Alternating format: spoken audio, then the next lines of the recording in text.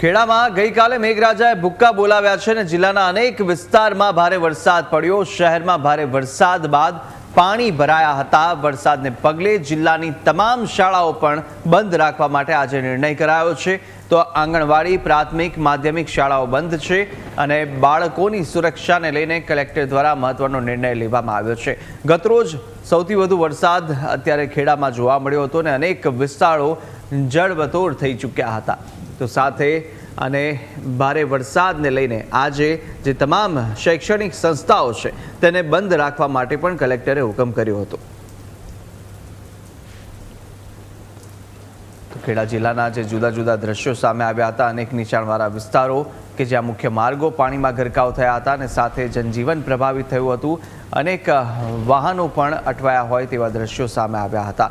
તો જે મુખ્ય તમામ માર્ગો છે તે પાણીમાં ગરકાવ થતાં ભારે લોકોને મુશ્કેલી વેઠવાનો વારો આવ્યો હતો અને ત્યારબાદના આજે દ્રશ્યો સામે આવી રહ્યા છે કે જ્યાં આજે પણ ભારે વરસાદને લઈને આગાહી કરવામાં આવી છે। ત્યારે આજે જે શૈક્ષણિક જે કાર્ય છે તે બંધ રાખવા માટે પણ આજે કલેક્ટર દ્વારા નિર્ણય લેવામાં આવ્યો છે। વિદ્યાર્થીઓની સુરક્ષાને ધ્યાને રહી અને આ નિર્ણય લેવામાં આવ્યો છે। તો આજે જુદા જુદા દ્રશ્યો છે। એક તરફ જ્યારે આજે વરસાદી માહોલ ગતરોજ જામ્યો હતો, ત્યારબાદના જે દ્રશ્યો સામે આવ્યા હતા કે જ્યાં અનેક વિસ્તારોમાં પાણી ભરાઈ ચૂક્યા છે અને પાણી ભરાયા બાદના જે દ્રશ્યો કે જે પાણી ઓસરી ચૂક્યા છે, પરંતુ આજે પણ નડિયાદ વિસ્તાર કે જ્યાં ભારે વરસાદની શક્યતાઓ રહેલી છે અને જ્યારે જે તમામ શક્યતાઓ છે ત્યારે તેને લઈ અને અત્યારે ભારે વરસાદને લઈને આગાહી છે અને શૈક્ષણિક કાર્ય પણ બંધ રાખવા માટે નિર્ણય કરવામાં આવ્યો છે। તો જુદા જુદા આપ દ્રશ્યો પણ જોઈ રહ્યા છો। જે રીતે ગતરોજ આ વિસ્તારો કે જ્યાં જળમગ્ન થઈ ચૂક્યા હતા, મુખ્ય માર્ગો પર પાણી ભરાયા હતા, જો કે આજે પાણી ઓસરી ચૂક્યા છે, પરંતુ ભારે વરસાદની આગાહીને પગલે અત્યારે જે નિર્ણય તંત્ર દ્વારા એલર્ટ સતર્કતા રાખવામાં આવી છે અને તેને લઈને શૈક્ષણિક કાર્ય બંધ કરાયું છે। વધુ વિગતો મેળવીશું। સંવાદદાતા યોગીન આપણી સાથે સીધા જોડાઈ ચૂક્યા છે। યોગીન, હાલ અત્યારે શું સ્થિતિ છે? ગતરોજ જે અનેક વિસ્તારો જળમગ્ન થયા હતા, ત્યારબાદ અત્યારે પાણી ઓસરી ગયા, પરંતુ તંત્ર દ્વારા પણ કેવી તૈયારીઓ શરૂ કરાઈ છે? ચોક્કસથી કૃષાગ્ર તંત્ર દ્વારા તમામ પ્રકારની તૈયારીઓ કરી દેવાઈ છે। જે નડિયાદ મ્યુનિસિપલ કોર્પોરેશનનું તંત્ર છે તે હાઈ એલર્ટ ઉપર રાખવામાં આવ્યું છે।